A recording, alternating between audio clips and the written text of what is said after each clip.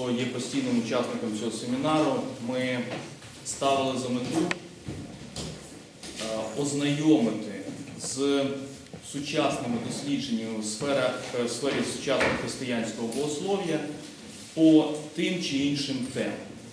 Перший наш семінар він відбувся в Києво-Могилянській академії, і ми тоді просто-напросто намагалися окреслити якісь перспективні напрямки сучасного богослов'я. Потім ми вирішили, що потрібно йти, фіксуючи певні теми і певні проблематики, які допоможуть нам визначитися або краще заакцентувати там певні свої погляди в уже тих дослідженнях, які ми провадимо.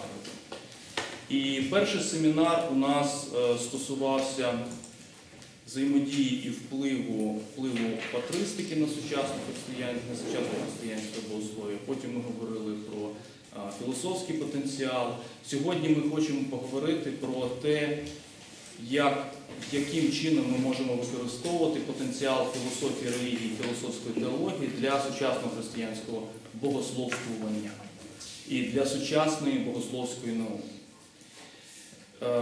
Ми раді вітати вас в стінах університету Драгоманова. Цей захід проводить Центр дослідження релігії університету Драгоманова разом з нашими партнерами з Євроазійської акредитаційної асоціації. Власне, в організації цього заходу приймають участь два структурних підрозділи. Це ресурсно-дослідницький центр, який представляє Роман Балисловій, один із наших сьогоднішніх спікерів, а також центр Ольга Миколаївна. Відділ розвитку освіти. Відділ розвитку освіти Євроазійської акредитаційної асоціації. І у нас сьогодні 4 доповідача. Знову ж таки, це було побажання від деяких учасників, і нам виявилося, що це є слушні пропозиції, щоб ми обмежили кількість учасників для того, щоб було більше часу для обговорення. Минулого разу, якщо я не помиляюсь, у нас було 7 доповідачів, сьогодні у нас 4 доповідачі. І тому я вас прошу і закликаю, щоб ми з вами були активними, бо у нас буде багато часу для обговорення.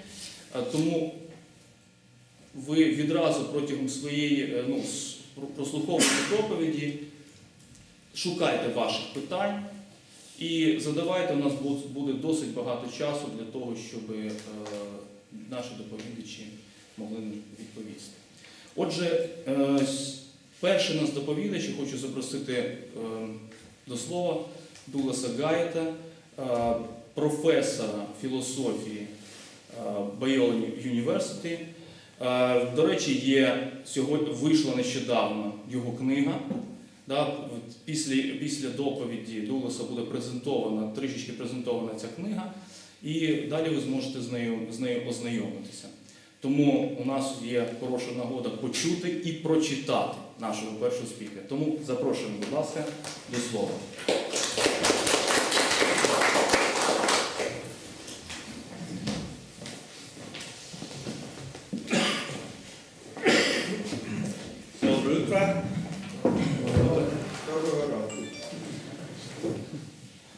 Very happy to be here at this distinguished university, Dragomana? No, Dragomana. No? Dragomana, National Pedagogical University, Dragomana. Я дуже радий бути тут, в Національному педагогічному університеті імені Драгоманова. And Vitaly Prometis? No?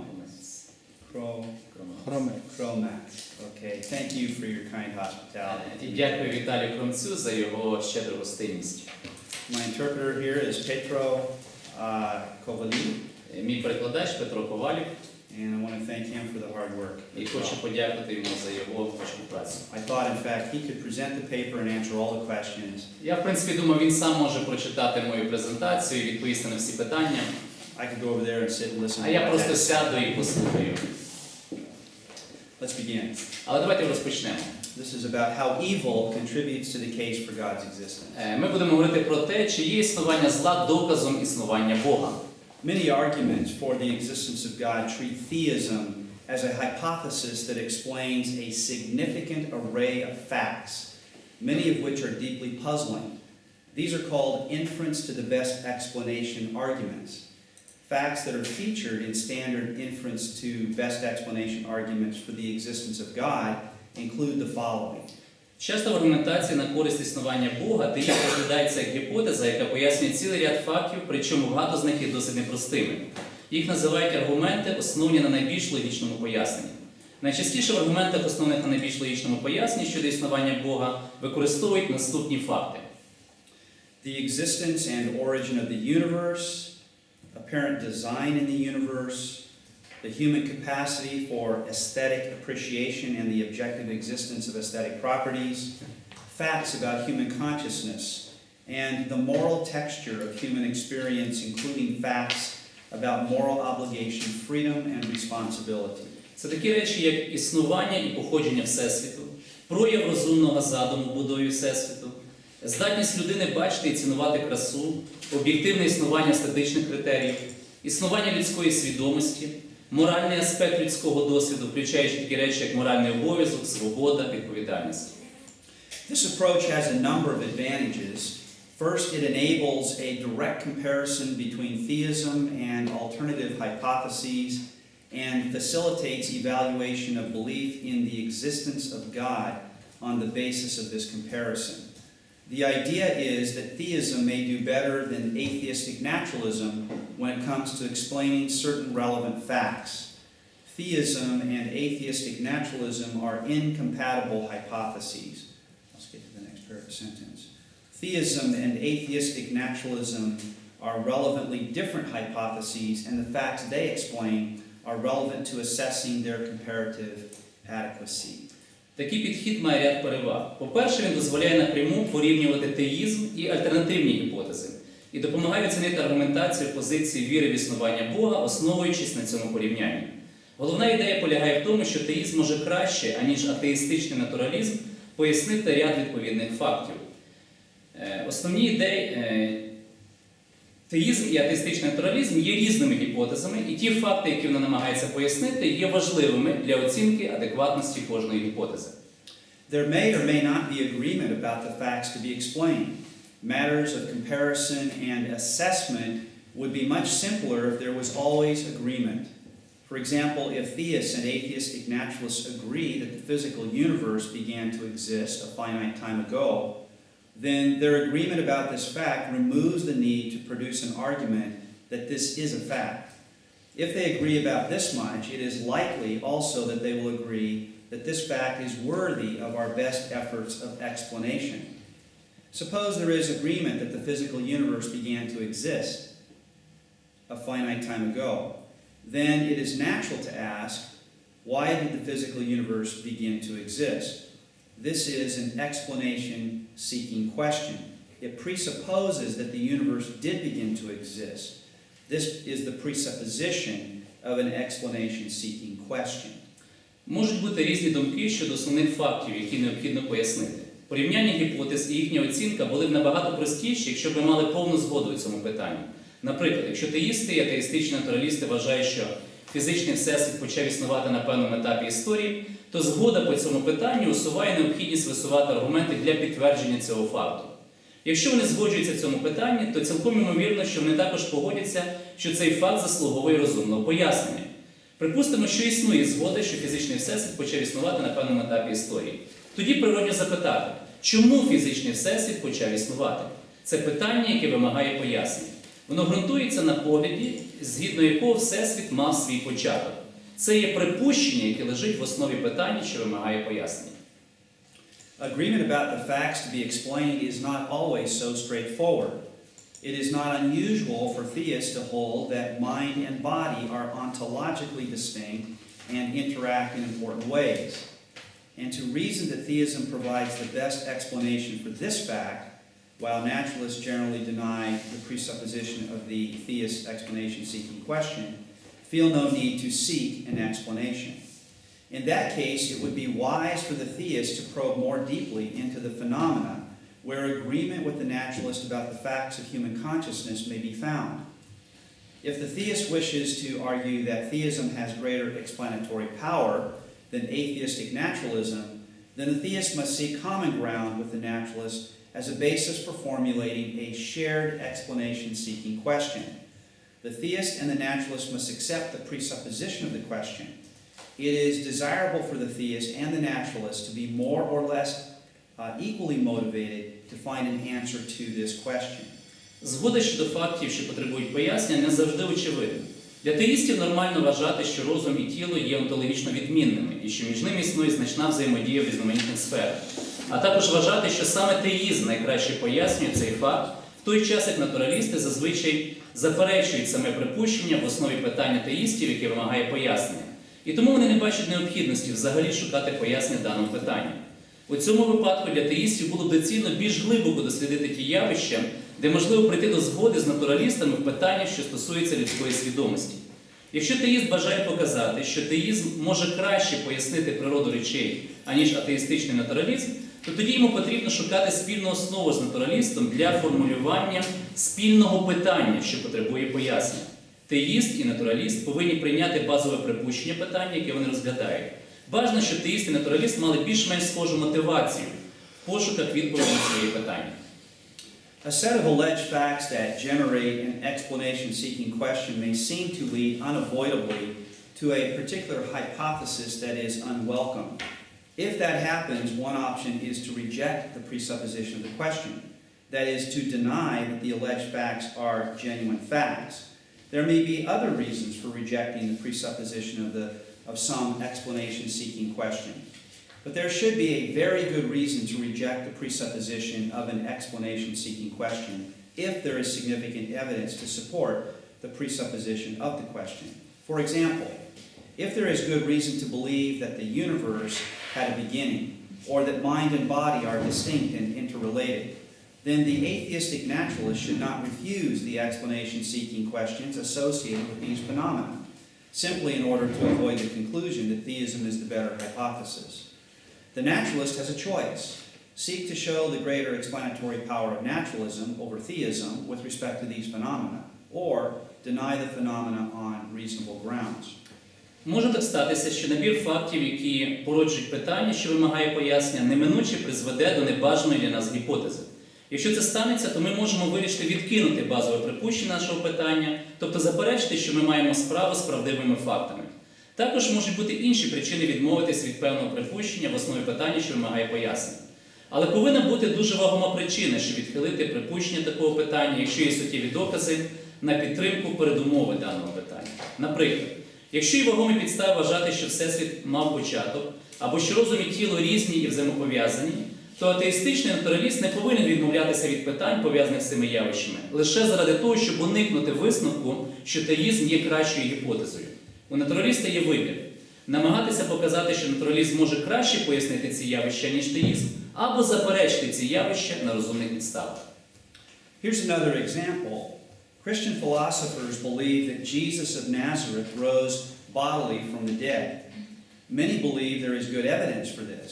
Nevertheless, naturalists confronted with evidence for the resurrection of Jesus may allow the question, why did Jesus rise from the dead? That is, they may accept the presupposition of the question and seek to give a naturalistic explanation for it. On the other hand, naturalists may deny the presupposition of the question. The wisdom of this response will depend on the strength of the historical evidence for the resurrection of Jesus. Ось ще один приклад. Християнські філософи вважають, що Ісус з Назарету воскрес тілесно з мертвих. Багато хто вважає, що існують переконливі докази для цього. Натуралісти, стикаючись з доказами Воскресіння Ісуса, можуть дозволити собі задати питання, чому Ісус воскрес із мертвих? Тобто вони можуть прийняти припущення питання і тоді будуть намагатися запропонувати натуралістичне пояснення цього явища. З іншого боку, натуралісти можуть заперечити саме припущення питання. Мудрість відповіді буде залежати від сили історичних доказів Воскресіння Ісуса. If the naturalist accepts the presupposition of the question, why did Jesus rise from the dead, the naturalist will need to offer some plausible naturalistic explanation for the phenomenon of the resurrection. Most naturalists favor the other type of response and deny the presupposition of the question itself. They may think that the path of skepticism about historical claims has fewer obstacles than the path to naturalistic explanation of an apparently miraculous event. These examples are given to illustrate the alternatives for dealing with alleged facts and the explanation-seeking questions that generated these alleged facts. Якщо натураліст приймає припущення питання, чому Ісус воскрес із мертвих, то йому потрібно буде запропонувати певне правдоподібне натуралістичне пояснення феномена Воскресіння. Більшість натуралістів віддають перевагу іншому типу реакції і заперечують саму передумову питання. Вони можуть вважати, що шлях скептицизму щодо історичних фактів створює менше проблем, аніж шлях натуралістичного пояснення подій чудес. Ці приклади наведені для ілюстрації альтернативних підходів при розгляді фактів і породжених цими фактами питань, що потребують пояснення. There is another phenomenon that interests philosophers regardless of their worldview. I have in mind facts about evil in the world. Suppose there are facts of evil. Philosophers on all sides should have something to say about these facts. A general theory of reality should seek to be honest about the facts and formulate appropriate explanation-seeking questions in order to consider the comparative explanatory power of hypotheses in answer to these questions. Існує ще один феномен, який може зацікавити філософів, незалежно від їх світогляду. Я маю на увазі факти щодо існування зла в світі. Припустимо, що існують факти щодо існування зла. Філософи різних напрямків повинні мати свою позицію щодо цих фактів. Загальна теорія реальності повинна чесно признавати ці факти і сформулювати відповідні питання, які потребують пояснення, для того, щоб можна було порівняти пояснення на силу гіпотез у відповіді на ці питання. For centuries, many non-theists have argued that theism cannot give a good explanation for certain facts about evil. It is customary to think of the problem of evil as a problem for people who believe in God and not for people who do not believe in God. Opponents of theism identify some fact or facts about evil, and they ask, how can these facts be reconciled with the existence of God? This is a demand for an explanation. The type of explanation that is demanded here is often called a theodicy. This is the term that Gottfried Leibniz invented for the task of explaining how a just God could permit evil. Протягом століть багато атеїстів стверджували, що теїзм не може запропонувати хороше пояснення певних фактів щодо існування зла. В Сполучених Штатах прийнято розглядати проблему зла як проблему для віруючих людей, а не для людей, які не вірять в Бога. Противники теїзму виділяють певні факти існування зла і запитують, як ці факти узгоджуються з ідеєю існування Бога. Вони вимагають розумного пояснення. Той вид пояснення, який очікується в даному випадку, часто називають терміном теодиція. Це термін, придуманий Готфрідом Лейбніцом, щоб описати завдання необхідності пояснення того, як справедливий Бог може допустити існування зла. The atheist's argument from evil demands an account that explains how God and evil can both exist. Stated as an explanation-seeking question, the challenge is this: why is there evil given the existence of God? The presupposition of this question is peculiar to the theist point of view. A naturalist may pose this challenge without accepting the presupposition of the question, since the theist has little choice but to accept the presupposition of the question. Аргумент атеїста у питанні існування зла вимагає пояснення, як Бог і зло можуть співіснувати. Виклик поставлений в вигляді питання, яке потрібно пояснити. Якщо існує Бог, то чому він допускає існування зла? Передумова цього питання притаманна саме теїстичному погляду. Натураліст може кинути цей виклик, не приймаючи його передумову. У теїста такого варіанту немає, оскільки він автоматично приймає саму передумову питання. Atheists deny that God exists, so they may feel no need to reconcile the reality of evil with the existence of God. But theists, it seems, must explain how there can be evil if God exists. On this point, atheists may hope to show that atheism is more reasonable than theism. Atheists may think they can show this without giving their own explanation for certain facts about evil. Атеїсти заперечують існування Бога. Вони не відчувають необхідності примирити реальність зла з існуванням Бога. Виглядає так, що саме теїстам потрібно пояснити, як може існувати зло, якщо є Бог. На цій стадії атеїсти хочуть показати, що атеїзм є більш резонним, аніж теїзм. Атеїсти вважають, що вони можуть зробити це, не запропонувавши свого власного пояснення факту існування зла. What if atheist philosophers allow that there are instances of evil in the world? Theists may demand an explanation. Theists may ask, why is there evil in the world? When theists ask this question, they want atheists to explain what makes something evil. Both theists and atheists should have an answer to this question. What makes something evil? This is because theists and atheists generally agree that there is evil in the world. Як поступити у випадку, коли філософи-атеїсти допускають, що в світі існує зло? Теїст може попросити пояснення. Теїст може запитати, чому існує зло в світі? Коли теїст задає це питання, він хоче, щоб атеїст пояснив, чому ми вважаємо щось злом. Як теїст, так і атеїст повинні мати відповідь на питання, чому ми вважаємо щось злом. Як теїсти, так і атеїсти в цілому згодні, що існує зло. When they are asked this question, both theists and atheists are asked to explain what evil is. Will they be able to answer in the same way? What if theists answer in a way that atheists cannot accept? Will that make theism more reasonable? Will it make better sense to be a theist than to be an atheist? That will depend on what theists say about what evil is. Коли ставиться це питання, як теїстам, так і атеїстам необхідно пояснити, що таке зло. Чи можуть вони відповісти одинаково? Що робити, якщо теїст дасть відповідь, яка буде неприйнятна для атеїста? Чи матиме тоді теїзм перевагу над атеїзмом? Чи означатиме це, що більш логічно бути теїстом, аніж атеїстом? Все буде залежати від того, як теїст пояснить сутність зла. How will theists and atheists respond to this question, what makes something evil? I will argue that there is a reasonable conception of evil that makes theism more plausible than atheism.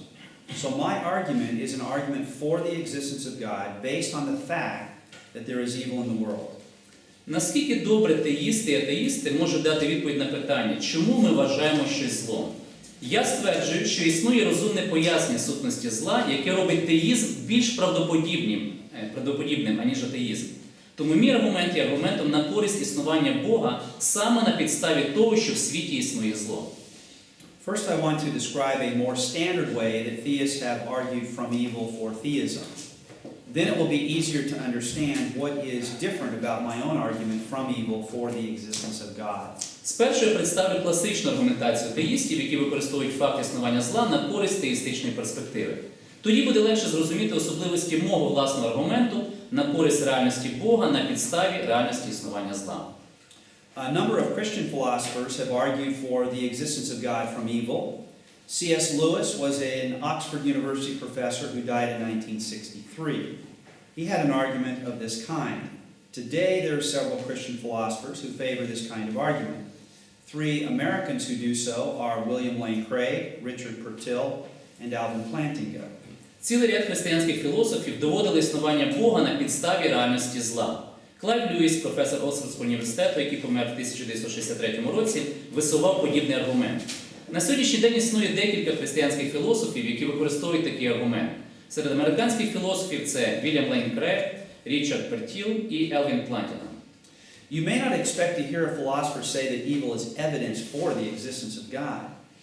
It is especially surprising since many atheist philosophers argue that evil is the best evidence that God does not exist. And many who believe in God recognize that evil is a problem. So how could evil be evidence for the existence of God? Ми б не очікували, що філософи стверджуватимуть, що зло є доказом існування Бога. Це особливо дивно, якщо врахувати, що багато філософів-атеїстів стверджують, що зло якраз є найкращим доказом того, що Бог не існує. І багато людей, що вірять у Бога, визнають, що питання існування зла є проблемою. То тоді, як зло може бути доказом існування Бога? Here is a standard way to argue that evil is evidence for the existence of God. Moral statements are either true or false. It does not matter what people think. It does not matter if people do not agree about what is morally good and what is morally bad. Moral statements are either true or false. Human opinion makes no difference to that fact. This means that there must be some fact about the world that makes moral statements that are true to be true, and that makes moral statements that are false to be false. The theist goes on to argue that there is a good explanation for moral facts. It is the moral will of a transcendent personal God that gives us the best explanation for moral facts. So far, this is a version of moral argument for the existence of God. What about the facts of evil? Я представлю типовий аргумент на користь ідеї Бога, що зло є доказом існування Бога. Моральні ствердження є або істинними, або хибними. Думка людини не має значення. Не має значення, чи люди прийшли до згоди в питанні, що є моральним добром, а що є моральним злом. Моральні ствердження є або істинними, або хибними. Людська думка ніяк не впливає на цей факт. Це означає, що повинно бути щось в цьому світі, що визначає правдиві моральні твердження як правдиві, а хибні моральні твердження як хибні. Теїст продовжує цю думку і стверджує, що є гарне пояснення реальності моралі.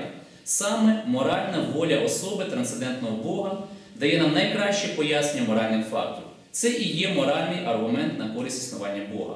Але що робити з реальністю існування зла?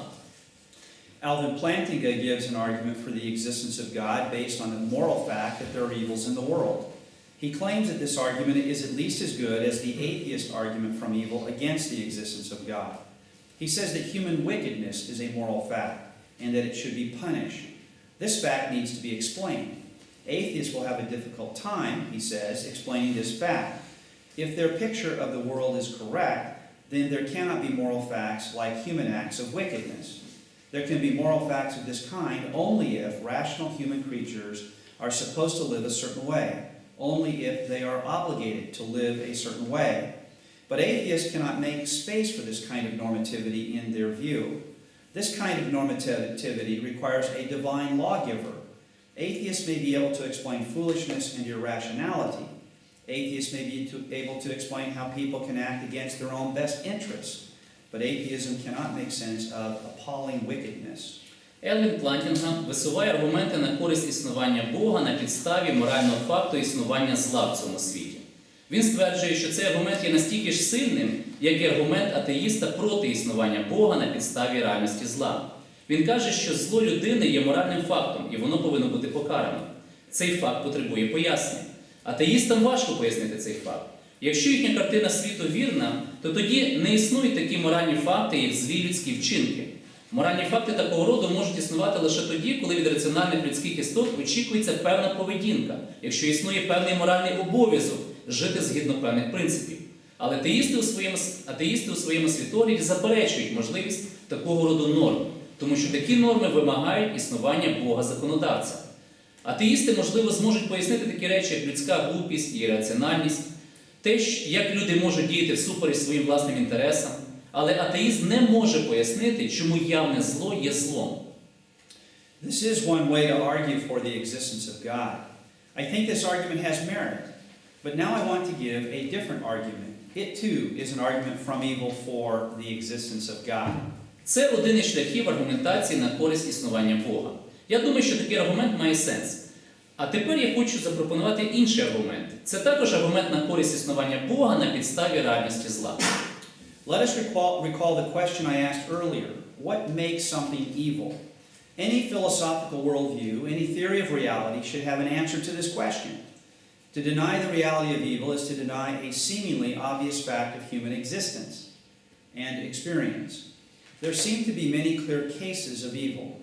The idea that there is no such thing as evil, it just runs counter to what is most natural to believe. Everyone has experienced evil firsthand. Even philosophers who are skeptical about the possibility of identifying a particular evil probably would not deny that there are evils. So there is good reason for any general metaphysical theory to accept that there is evil and to have something to say about what evil is. Давайте згадаємо питання, яке я задав раніше. Чому ми вважаємо щось злом? Будь-який філософський світогляд, будь-яка теорія реальності повинні мати відповідь на це питання. Заперечувати реальність зла означає заперечувати очевидний факт людського досвіду.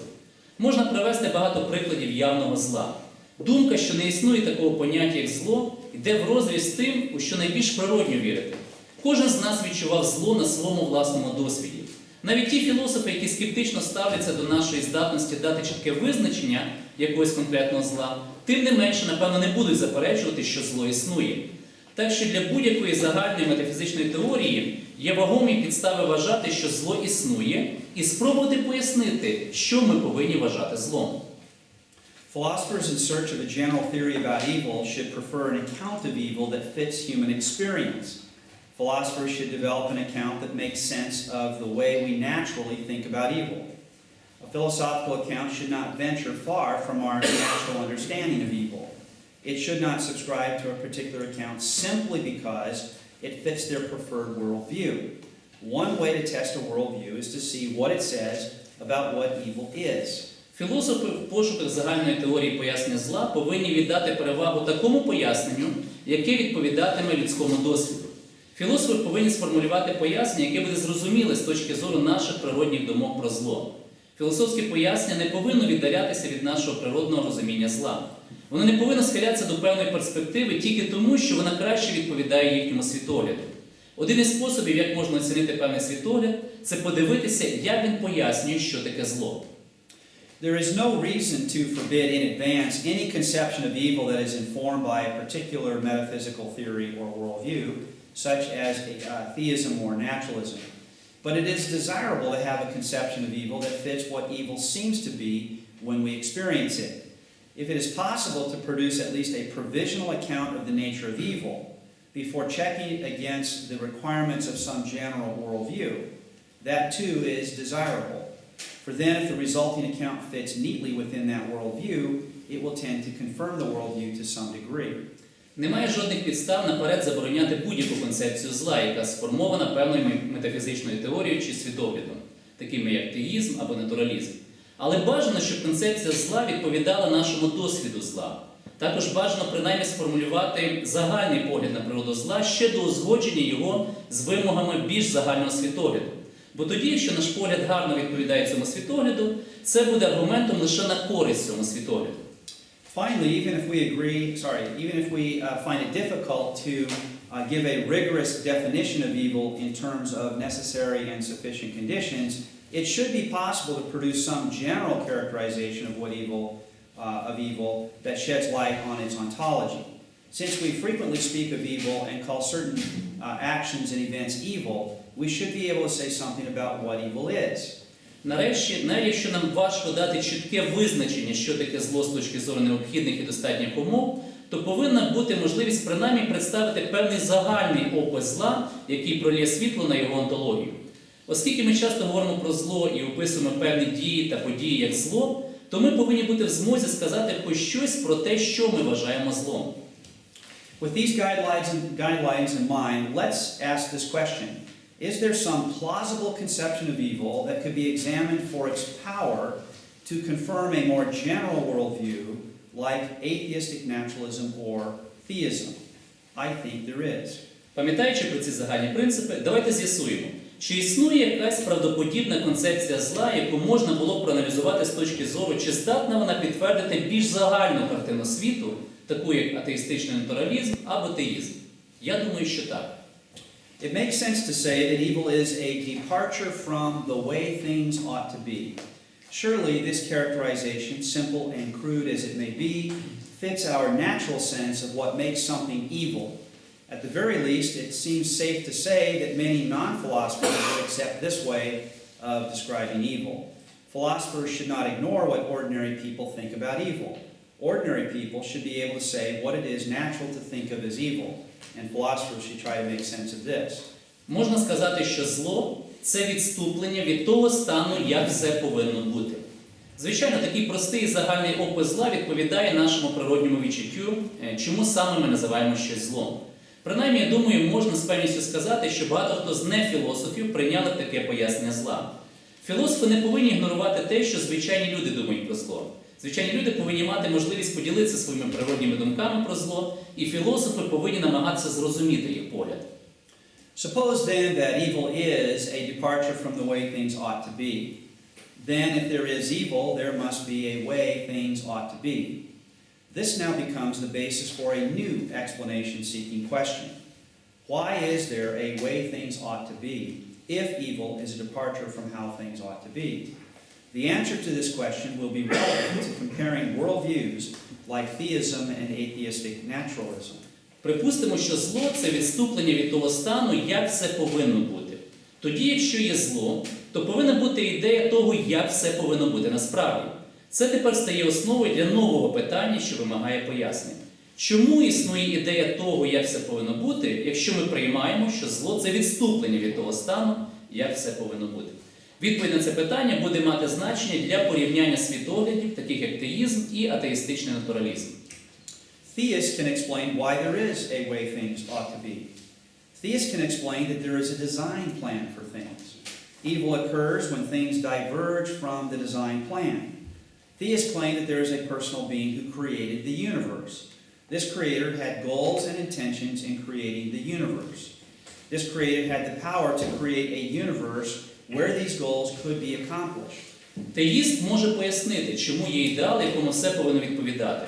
Теїст може пояснити, що є певний задум для всього, що існує. Зло виникає тоді, коли з'являється відхилення від початкового задуму. Теїсти стверджують, що є особа, яка створила Всесвіт. Цей творець мав певні цілі і наміри у створенні Всесвіту. Цей творець мав можливість створити Всесвіт, де ці цілі можуть бути здійснені. The atheist worldview denies the existence of a creator, so atheists cannot think of the existence of a design plan as a literal set of intentions for the contingent universe and its inhabitants. We have asked the question, why is there a way things ought to be if evil is a departure from how things ought to be? The presupposition of this question is that there is a way things ought to be. This is to presuppose that there is a design plan for things. So it seems that atheists must reject the presupposition of this particular explanation-seeking question. Атеїстичний світогляд заперечує існування Творця. Тому атеїсти не вірять в існування особливого задуму в виді конкретних намірів для можливого Всесвіту і тих, хто його населятиме. Ми поставили запитання, чому існує ідея того, як все повинно бути, якщо ми приймаємо, що зло – це відступлення від того стану, як все повинно бути. Передумова цього питання полягає в тому, що є те, як все повинно бути. Це означає, що існує певний задум, план для всього існуючого. Тому виглядає, що атеїсти повинні відкинути передумову цього питання, яке вимагає від нас пояснення. If atheists reject the presupposition of our explanation-seeking question about why there is a way things ought to be, then they must produce a different answer to the original question, what makes something evil? But how will atheists answer? And will the answer be satisfactory? Will it fulfill the guidelines I described earlier? The idea that evil is a departure from the way things ought to be seems reasonable. It fits our natural sense of what evil is. How far from this idea must atheists wander in order to resist the theistic implications of the analysis I have just given? Якщо теїсти відкидають передумову нашого питання, що вимагає пояснення про те, чому є певний ідеал, якому все повинно відповідати, то тоді вони повинні запропонувати іншу відповідь на початкове питання, чому ми називаємо щось злом. Але яку відповідь дадуть атеїсти на це питання? І чи задовільнить нас ця відповідь? Чи буде вона відповідати базовим принципам, які я описав вище? Ідея, що зло – це відступлення від того стану, як все повинно бути, здається розумною. Вона відповідає нашому природньому почуттю, що таке зло. Наскільки атеїстам потрібно відійти від цієї ідеї для того, щоб відкинути теїстичні висновки проведеного мною аналізу? In a moment, I will briefly consider two ways that atheistic naturalists might respond to the challenge presented by the explanation-seeking question we've been considering. For now, it seems that theism provides a reasonable explanation that is not available to atheistic naturalists. Далі я коротко розгляну два шляхи, як натуралісти і атеїсти можуть відповісти на виклик, поставлений перед ними розглянутим питанням, що вимагає пояснення. На даному етапі можна сказати, що теїзм пропонує розумне пояснення, яке недоступно для натуралістів-атеїстів. The argument I have given fits a common pattern of argument for the existence of God. It identifies a set of facts that are widely recognized in human experience and poses a relevant explanation-seeking question that may indicate the greater explanatory power of theism over naturalism. The facts in this case pertain to a certain feature of the evils that we find in the world. They are departures from the way things ought to be. In comparison with naturalism, on this point alone, the explanatory advantage goes to theism. These two hypotheses, theism and atheistic naturalism, must be compared with respect to many other facts about the world. The argument I have given does not settle the case for theism. Next, I will consider the objections to this argument. I will show how my argument makes a greater contribution to the case for theism when atheistic naturalists use the evidence of evil to argue against the existence of God. Any atheist who argues in this way faces a special problem. Запропонований мною аргумент є типовим доводом на користь існування Бога. Він представляє ряд фактів, притаманних людському досвіду, і висуває відповідне питання, що вимагає пояснення, яке вказує на те, що теїзм пропонує набагато краще пояснення, аніж натуралізм. Факти в даному випадку стосуються певних характеристик зла в цьому світі, тобто відхилення від того стану, як все повинно бути.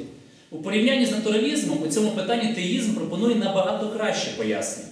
Точно так само ми повинні порівняти ці дві системи, теїзм і атеїстичний натуралізм, по відношенню до багатьох інших фактів нашого світу. Запропонований мною аргумент не є вичерпним аргументом на користь теїзму. Далі я розгляну контраргументи опонентів. Я покажу, як мій аргумент є вагомішим доводом на користь теїзму, коли натуралісти та атеїсти використовують існування зла як аргумент проти існування Бога. Будь-який атеїст, який висуває подібні аргументи, стикається з особливою проблемою. Some objections answered. Відповідь на контраргументи. Suppose theists and atheists agree that there are evils in the world. Suppose they agree in calling particular things evil. Some naturalist philosophers have suggested that a definition of evil is not needed in order to produce an argument from evil against the existence of God. Припустимо, що теїсти і атеїсти погоджуються, що в світі існує зло. Припустимо, що вони згодились називати певні речі злом. Деякі філософи-натуралісти вважають, що визначення зла не потрібно для того, щоб сформулювати аргумент проти існування Бога на підставі реальності зла. Two American atheist philosophers, Edward Madden and Peter Hare, understand that, quote, as soon as one formulates the problem of evil, the question inevitably asked is, how do you define evil? They agree that asking for a definition or analysis of evil seems like a promising move at first. But then they say that it is not so promising after all. They say that, quoting again, defining the notion of evil is irrelevant to the problem of evil we oppose, a problem that will arise on any non-question-begging definition of evil. Madden and Hare then say, we shall not embark upon our own analysis of this term. Два американських філософи-атеїсти Едвард Маден і Пітер Хейр розуміють, що як тільки ми формулюємо проблему зла, неминуче виникає питання, що є визначенням зла. Вони згодні з тим, що визначення або аналіз поняття зла здається на початку багатообіцяючим напрямком, як вони кажуть. Але згодом вони зазначають, що воно виявляється не таким же й багатообіцяючим в кінцевому рахунку. Вони стверджують, що визначення поняття зла не має ніякого відношення до поставленої нами проблеми зла.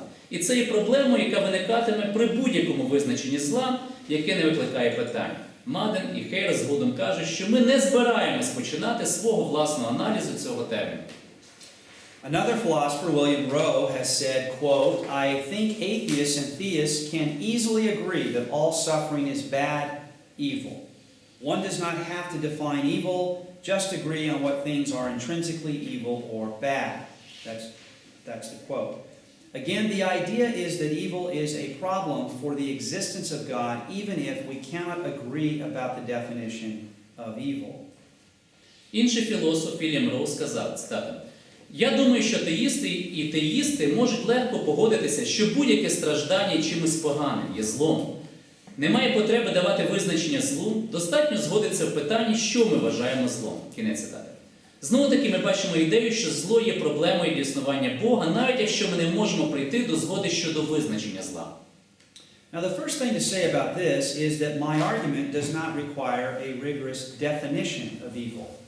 An especially rigorous definition would state the necessary and sufficient conditions for something to be evil.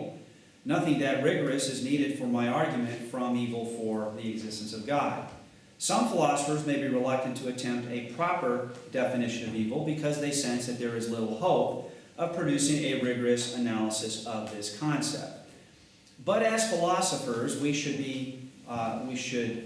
be able to say something about the nature of evil, especially if the concept of evil is used in an argument for or against the existence of God. This is true even if we cannot give a rigorous definition of evil. Перше, що слід зазначити, це те, що мій аргумент не вимагає строгого визначення зла. Строге визначення зла вимагало б сформулювати необхідні і достатні умови для того, щоб назвати щось злом. Для мого аргументу існування Бога на підставі реальності зла не потрібно такого строгого визначення. Деякі філософи не бажають пропонувати свого визначення зла, тому що вони бачать складність у ретельному аналізі цієї концепції.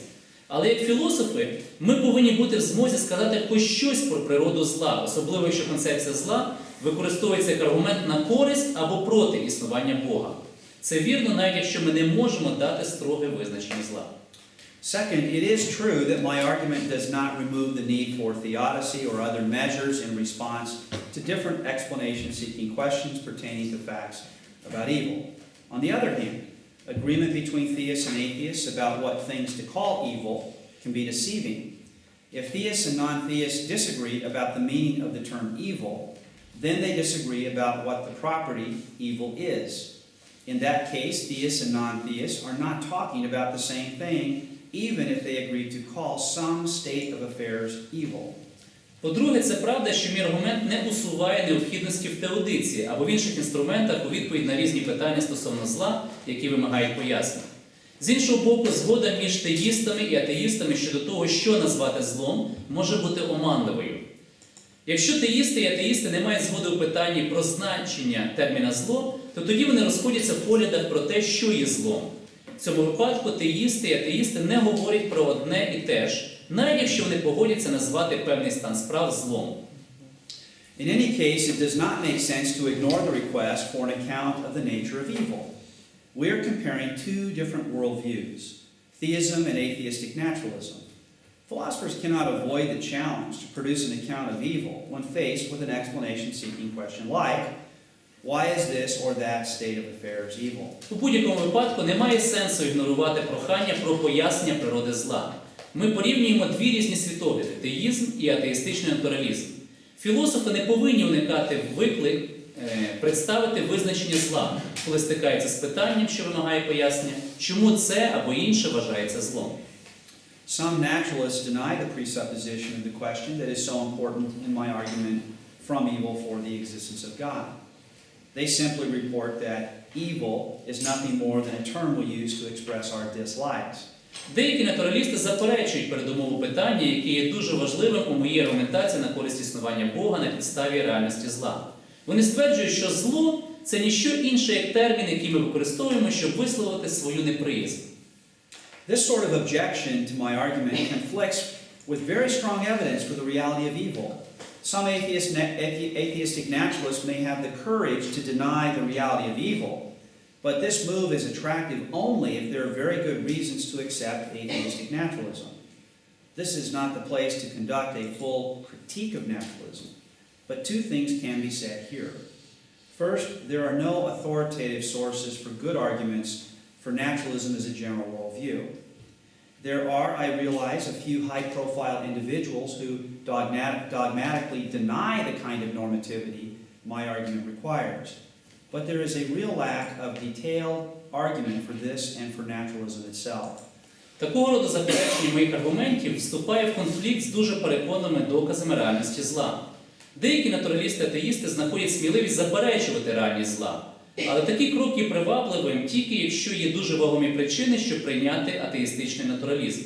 Зараз недоречно представляти усю повноту критики натуралізму, але є два моменти, про які можна тут сказати. По-перше, не існує авторитетних джерел для хороших аргументів на користь натуралізму як загального світогляду. Я розумію, що є декілька відомих людей, які догматично заперечують таку нормативність, яку вимагає моя аргументація. Але існує реальна нестача докладної аргументації як у цьому питанні, так і для самого натуралізму в цілому. Second, naturalists may deny that there are evils in the way that my argument requires, but then they may have to give up their own familiar argument from evil against the existence of God. Many atheist philosophers have already abandoned one type of argument from evil against theism. The argument they have abandoned is sometimes called the deductive argument from evil. They have fallen back on an argument that is called the evidential argument from evil against God. But atheists who use this argument believe that evil does exist, so they should have something to say about what evil is. If they have to presuppose naturalism in their account of what evil is, then this may weaken the evidential argument from evil that is so important in their case against the existence of God. They will then have a greater need to make the positive case for naturalism. We can expect this task to be much more difficult if it cannot make traditional use of the argument from evil against the existence of God. По-друге, натураліст може заперечити, що зло існує саме в такому представленні, як це вимагає мій аргумент. Але тоді їм, можливо, доведеться відмовитися від свого звичного аргументу проти існування Бога на підставі реальності зла. Багато філософів-атеїстів уже відмовилися від одного типу аргументації проти існування Бога на підставі реальності зла. Той аргумент, від якого вони відмовилися, іноді називають дедуктивний аргумент на підставі реальності зла. Вони більше вдаються до аргументу, який називається доказовий аргумент на підставі реальності зла проти існування Бога. Але теїсти, які використовують цей аргумент, вважають, що зло існує. Тому вони повинні мати щось сказати про те, що таке зло. Якщо їм потрібно попередньо припускати натуралістичну позицію у своєму поясненні зла, то це може послабити їх доказовий аргумент, оснований на реальності зла, що є важливим у їхніх аргументах проти існування Бога. Тоді їм потрібно буде сильніше доводити перевагу натуралізму. Можна очікувати, що ця задача буде набагато складнішою, якщо вони не зможуть використовувати традиційний аргумент проти існування Бога на підставі реальності зла. Atheists who favor an evidential argument from evil against the existence of God should not claim that evil is just a label for what happens, for what humans happen to dislike. Many atheist philosophers, many atheist thinkers, have abandoned the older deductive argument from evil against theism precisely because they accept that theism is, strictly speaking, compatible with the existence of God. Compatible with the existence of evil. In place of the deductive argument from evil, they have substituted an evidential argument that the actual existence of certain evils makes it highly unlikely that God exists. These atheists usually refer to particular horrendous evils to make their point, but they cannot make their point with the force they desire if they do not allow that these evils actually exist. Атеїсти, яким подобається доказовий аргумент проти існування Бога на підставі реальності зла, не можуть стверджувати, що зло – це просто ярлик, за допомогою якого ми описуємо те, що нам не подобається. Багато мислителів-атеїстів відмовилися від старого дедуктивного аргументу проти теїзму на підставі реальності зла, саме тому, що вони визнають, що теїзм, строго кажучи, сумісний з існуванням зла. Вони замінили дедуктивний аргумент на доказовий, який говорить, що фактичне існування певного зла робить існування Бога дуже малоймовірним. Ці атеїсти, як правило, посилаються на жахливі прояви зла в світі для того, щоб довести свою точку зору. Але вони не можуть представити свою точку зору з такою силою, як би їм цього хотілося, якщо вони не допускають, що таке зло насправді існує. Some philosophers have called evil an intrinsically bad state of affairs. They think this is a good alternative to my conception of evil as a departure from the way things ought to be. But I'm not convinced that it is. To say that evil is an intrinsically bad state of affairs does not say what makes a state of affairs evil. It may mean that whatever makes a state of affairs evil makes it so intrinsically. The definition offered by these philosophers does not answer the explanation-seeking question that I've raised in this presentation. Деякі філософи називають злом поганий стан справ в самій природі речей. Вони розглядають таке пояснення як хорошу альтернативу моїй концепції зла, як відступлення від того стану, як все повинно бути. Але я не вважаю, що це так. Стверджуючи, що зло – це поганий стан справ в самій природі речей, це нічого нам не говорить про те, що робить цей стан речей злом. Це може означати, що все, що робить стан справ злом, робиться за своєю природою. Визначення, запропоноване цими філософами, не дає відповіді на питання, що вимагає пояснення, яке я підняв в цій презентації. Finally, some may object that my argument from evil does not differ in any significant way from the more standard way of arguing from evil for the existence of God.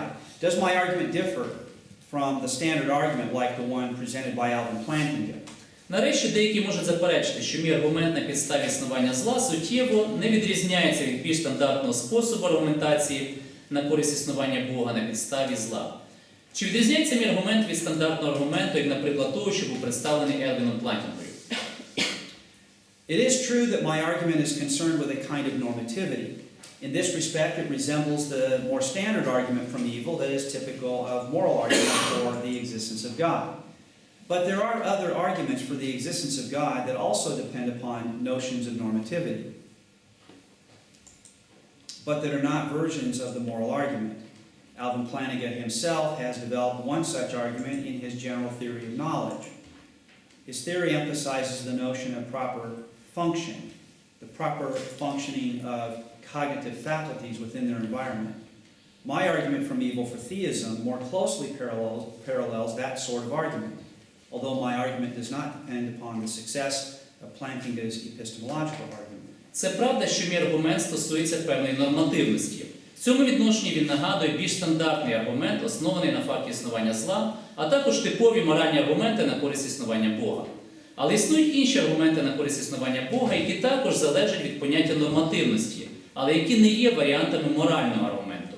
Сам Елвін Плантінга розробив один такий аргумент у своїй загальній теорії пізнання. Його теорія підкреслює поняття належного функціонування когнітивних здібностей у своєму середовищі.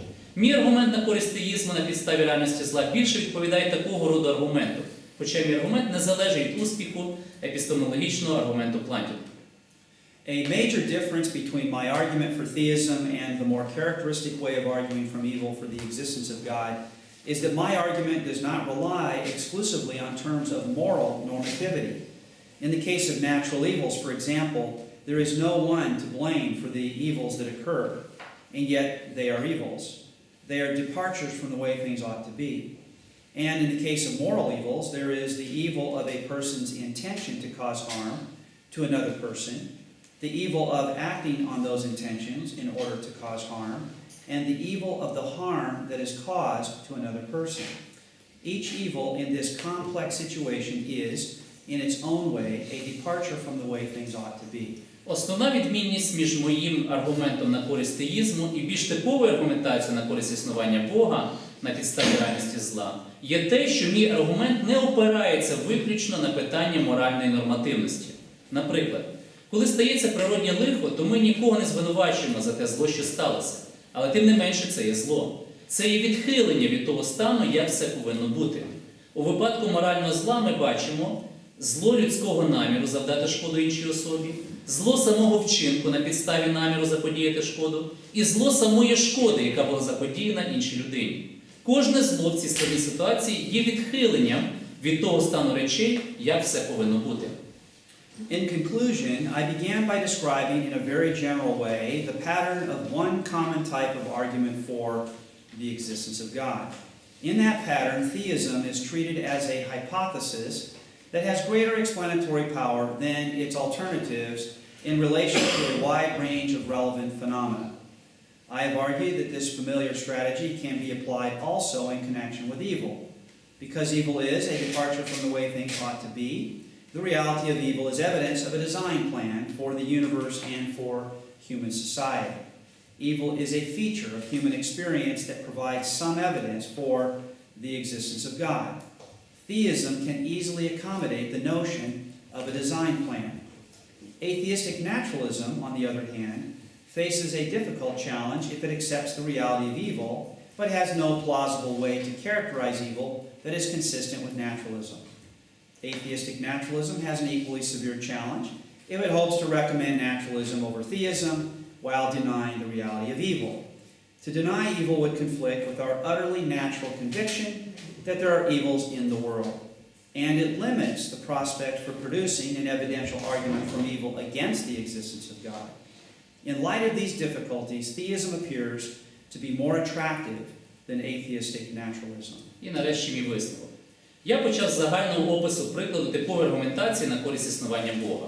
В такому підході теїзм розглядається як гіпотеза, яка має більшу пояснювальну силу, аніж альтернативні теорії щодо широкого кола відповідних явищ. Я стверджую, що таку стратегію можна також використовувати в питаннях щодо зла в світі, оскільки зло – це відступлення від того стану, як все повинно бути. Реальність зла є свідченням задуму і плану для Всесвіту і для людського суспільства. Зло є частиною людського досвіду і представляє певний доказ існування Бога. Теїзм легко узгоджується з ідеєю задуму. Атеїстичний натураліст, з іншого боку, стикається з серйозним викликом, якщо він приймає реальність зла, але не має правдоподібного способу показати, як зло узгоджується з натуралістичним підходом. Атеїстичний натураліст стикається з не менш серйозним викликом, якщо він сподівається показати перевагу натуралізму над теїзмом і одночасно заперечує реальність зла. Заперечення зла йде всупереч нашому природному переконанню, що в світі існує зло. І це обмежує можливості для формування доказового аргументу проти існування Бога на підставі реальності зла. У світлі цих труднощів теїзм виглядає більш привабливою опцією в порівнянні з атеїстичним натуралізмом. Thank you for your interest in this topic. I look forward to hearing from you with any questions or comments that you have. Дякую вам за ваш інтерес у цій темі, і я очікую ваших питань і коментарів по цьому питанню. Дякую вам.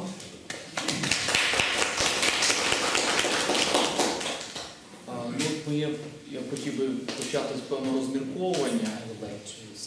Я пам'ятаю, у 2011 чи 2012 році, якраз з ініціативи Товариства християнських філософів Сполучених Штатів, за підтримки фонду Templeton Foundation, проводилися ряд семінарів в Україні, Росії, Білорусі. Координував цей процес Майкл Рота. І перша школа відбулася в університеті Нотр-Дам, де, власне, викладав професор Плантінга. І я згадую загальне здивування всіх учасників, які більшість з них, які були фаховими філософами, учасників цих семінарів, які виховані в континентальній традиції. І це загальне дивування зводилося, чи можна ці питання існування Бога, існування моралі, існування зла, визначення, там, не знаю, коли професор Свінберн доводить відсотковому співвідношенні, наскільки більш вирогідно, що Христос твердження про те, що Христос воскрес, ніж те, що Він не воскрес. Я пам'ятаю, що було загальне відчуття, що це є певне спрощення.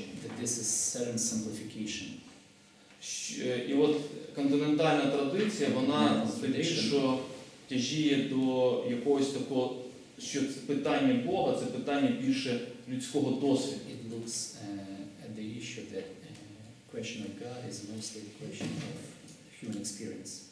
Але якщо вже говорити про ті 5-6 років, які прийшли з того часу,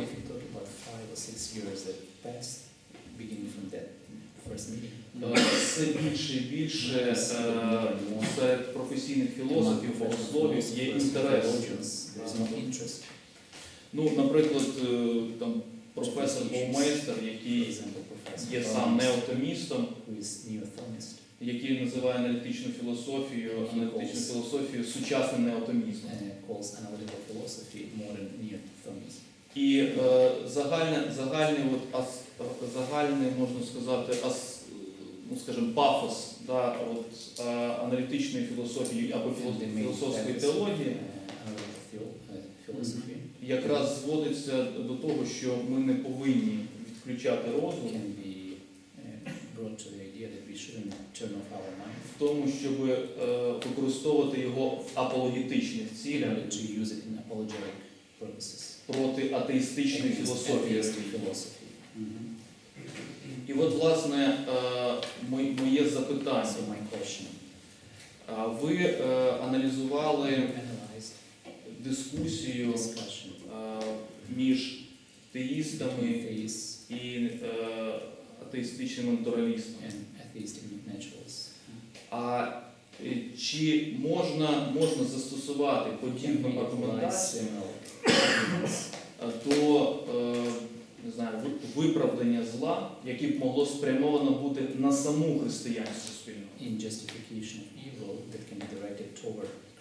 Тому що відомо, що і серед християн, практикуючих християн, practicing Christians, часто існування зла sometimes the є певним evil викликом, can be a challenge, є певною, можна сказати, спокусою, it can be a temptation які призводять до сумніву в існуванні чи не існуванні Бога. in God, His existence. Чи можна раціональні аргументи застосувати не назовні в боротьбі з атеїстом, Not outside, А by всередині. atheists, but inside як Christianity. аргументи для As віруючих? arguments for believers. Thank you. Okay, thank you. Дякую вам. Yeah, I'm familiar with this discussion that has taken place between Alvin Plantinga and Richard Swinburne. Так, я знайомий з тою дискусією, яка відбулася між Алвіном Платінгою і Річардом Свінберном. Alvin Plantinga and I were in Beijing together for a conference when I presented a paper along similar lines. Ми разом з Алвіном Платінгою були в Пекіні, де я виступав на конференції з доповіддю, схожою на сьогоднішню доповідь. And Richard and I have had conversations about this as well. І ми також з Річардом розмовляли на цю тему. It's clear that tough-minded Christian philosophers feel compelled to say something about the atheist challenge from evil against the existence of God. Очевидно, що християнські філософи відчувають потребу сказати свою думку про виклики, які кидають атеїсти, питання існування Бога. And of course, I feel the same way. І, звичайно, я маю таке саме бажання.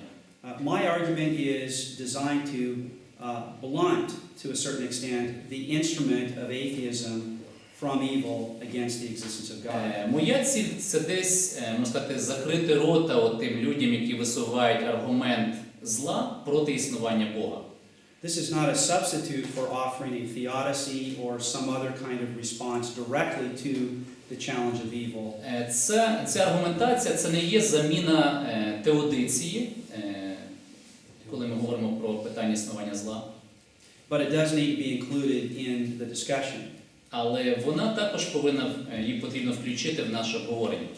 The booklet that we have here for you today develops in brief my own response to the atheistic challenge. Той буклет, який ви побачите, буде представлений сьогодні, представляє мою відповідь на виклик атеїстів.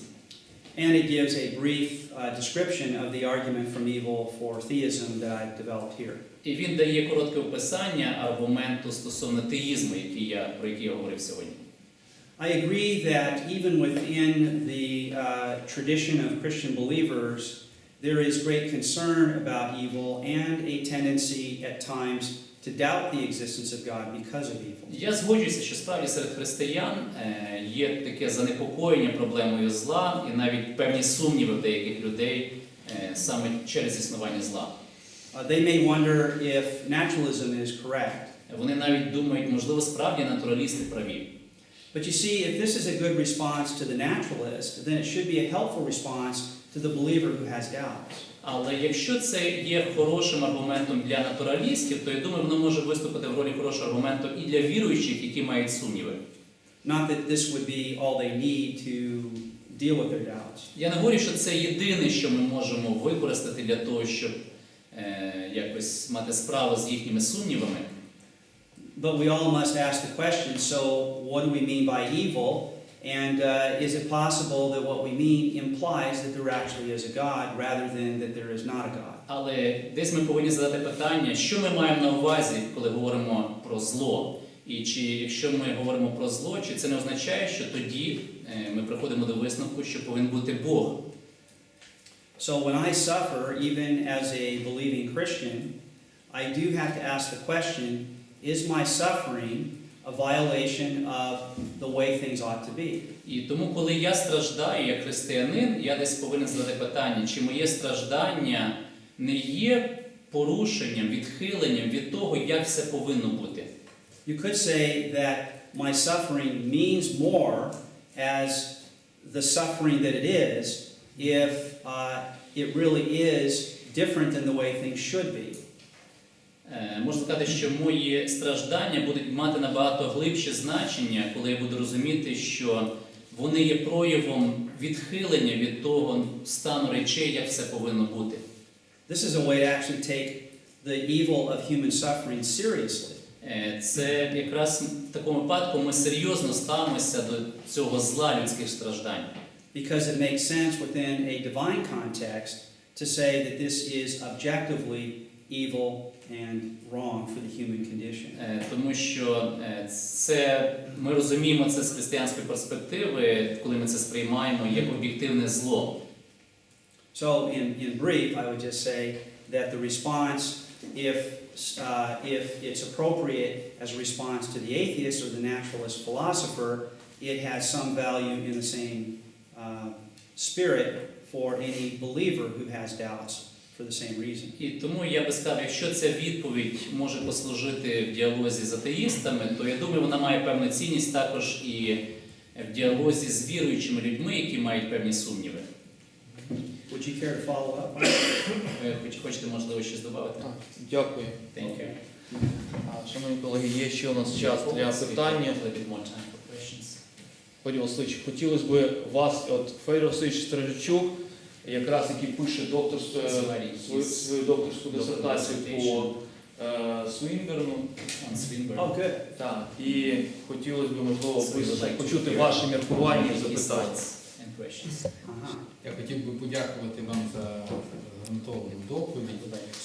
Ви досить сміливий дослідник, тому що взялися за таку тему, коли всі інші вважають, що це аргумент проти існування Бога. Ви вважаєте, що це аргумент за існування Бога. Але виглядає так, що аргумент є контрінтуїтивним.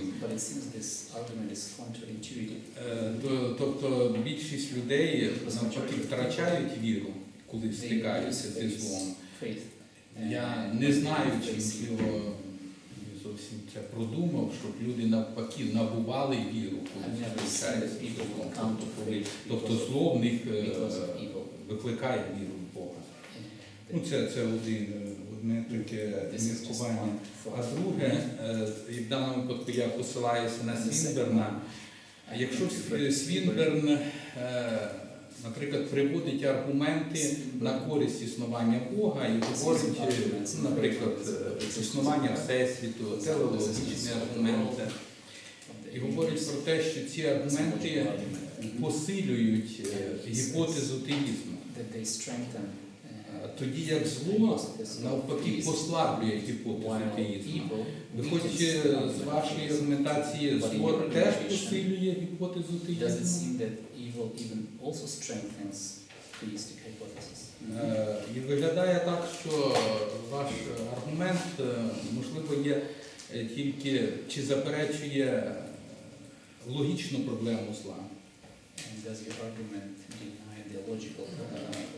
Але я сумніваюся, що він заперечує фактично або евіденціальну проблему зла, тому що давайте, якщо поміркувати з точки зору можливих світів, якщо б зла було більше, і ще більше, і ще більше, наприклад, Плантін говорить 10 тисяч терпантинів зла, як було б мільйон терпантинів зла, це все рівно ще більше доводило, що Бог існує. Наприклад, якби світ був такий, як пекло, то це теж означало, що Бог існує. Okay, good. Thank you. Добре, дякую вам. Where to begin with a question so profound and complex as that? Не знаю, звідки почати відповідати на такі глибокі питання. So you make 2 points. One is about whether people do come to faith, or whether I should expect that they would come to faith because of evil. Ви зробили два зауваження. Перше стосувалося, чи ми можемо очікувати, що люди можуть прийти до віри в результаті усвідомлення реальності зла. Now, I suppose it's possible that someone would, Я допускаю, що це можливо. Upon reflection on the human condition and the evil that there is. Коли людина просто проведе певну рефлексію про стан речей, про зміст зла. Might wonder, well, how can there be evil if there is no God? Коли людина задумується, як може бути щось злом, якщо не існує Бога. It may not be a common inference, but I think it's a reasonable one. Можливо, це не буде такий стандартний висновок, який зроблять люди, але це можливий висновок.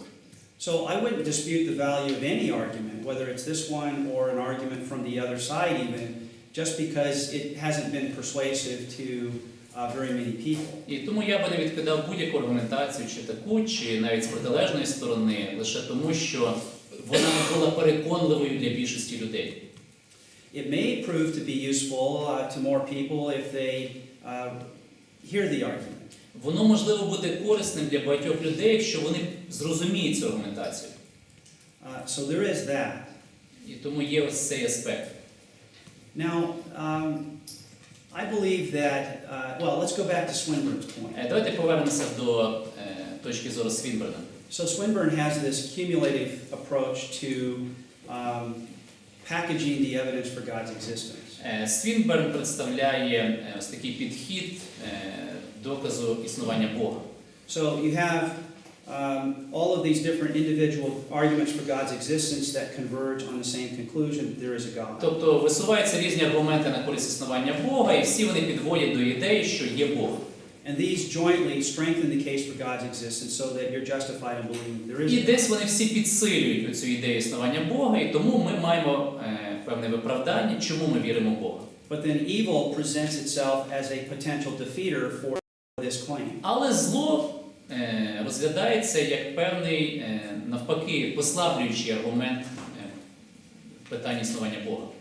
Now, I don't disagree with this. I think that evil is some evidence that God does not exist. Я не виступаю проти цього. Я справді вважаю, що зло може розглядатися як певний аргумент проти існування Бога. My point is not that evil doesn't play some role in. Sorry, let me just repeat that. How do I want to say this? My point is that evil. We must explain what evil is. Те, що я хотів сказати, це те, що нам потрібно пояснити, що таке зло. And think about the implications of our explanation for this question, does God exist? І тоді задуматися, як наші висновки впливають на наше питання про існування Бога. Of course, there will be aspects of the reality of evil, for example, the amount of evil, the kind of evil. Звичайно, будуть питання стосовно різних аспектів зла, наприклад, кількості зла, глибини цього зла, That have to be faced as well. з якими також потрібно стикнутися. So there really is a potential defeater here for the case for theism. І тому так воно може мати негативний вплив з точки зору теїзму.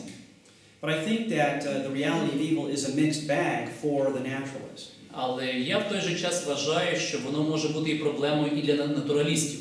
Because we can press a problem for the naturalist, as I have here in this paper. Тому що можна показати, що воно створює таку ж проблему для натуралістів, як я намагався це зробити в моїй презентації.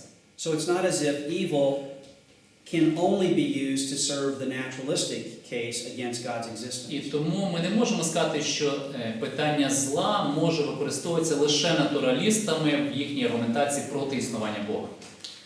An argument like my own can be part of a cumulative case argument that includes reference to cosmological arguments, design arguments, arguments from consciousness, moral arguments, and so forth. І тому мій аргумент може використовуватися в комплексі з іншими питаннями, аргументами, наприклад, аргументами про існування і походження Всесвіту, розумний задум і так далі. You will have read Swinburne's book, Evil and the Providence of God. Ви, напевно, читали книгу Свінберна «Зло і провидіння Боже». You alluded to some of the details of his position Тому there. що ви згадали про деякі деталі його позиції, описані в цій книзі. Now, in that book, if you take seriously his proposal as to why God would permit some of the evils there are, І в цій книзі, якщо ми серйозно поставимося до його ідеї, чому Бог допускає певне зло, I think you'd find there reference to certain goods for the human experience and for human community that he thinks are possible only by the permission of evil. Я думаю, що він там вказує саме на певне добро, яке може отримати людство, коли Бог допускає певне зло.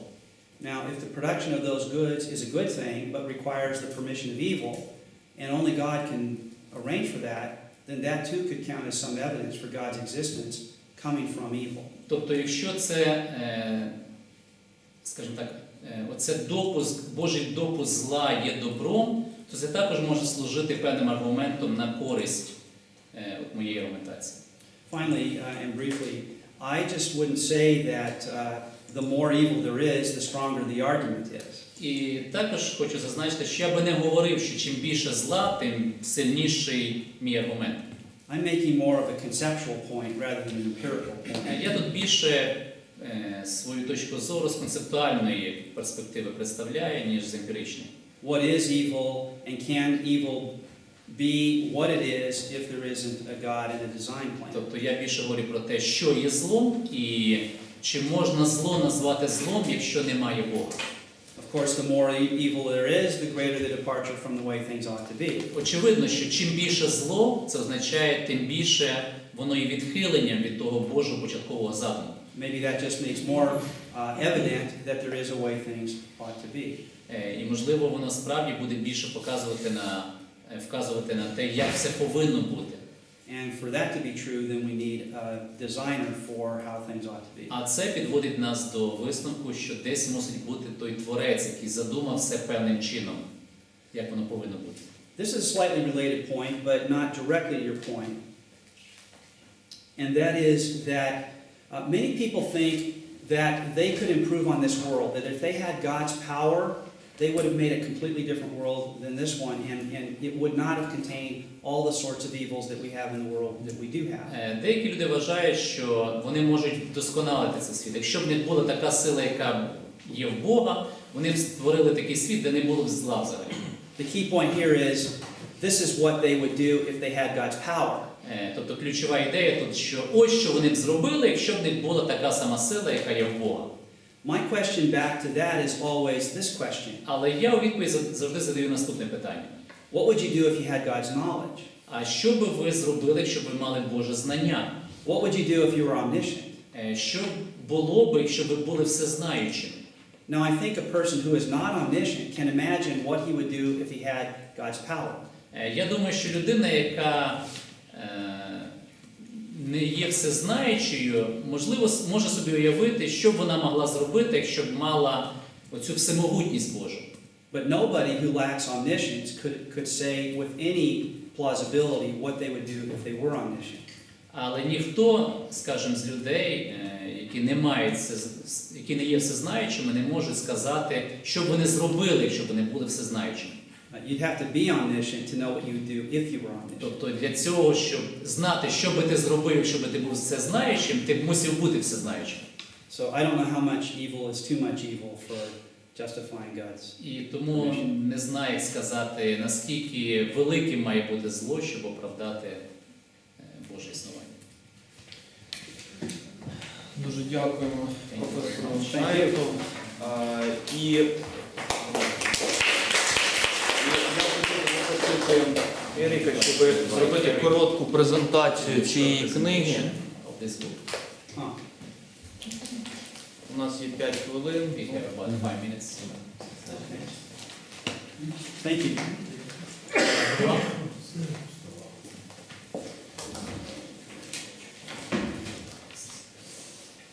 Приветствую вас всех, и мы благодарны вам за то, что вы приглашали нас на семинар. И вот год назад, когда был семинар с профессором Шишинайду, это была привилегия представить книгу, которая опубликовалась через год. А вот этот раз мы рады сказать, что вот на самом деле есть настоящая книга подарит вам. Не просто обещание, что книга будет. Вот эта книжечка, и вот это от издательства Inlumen.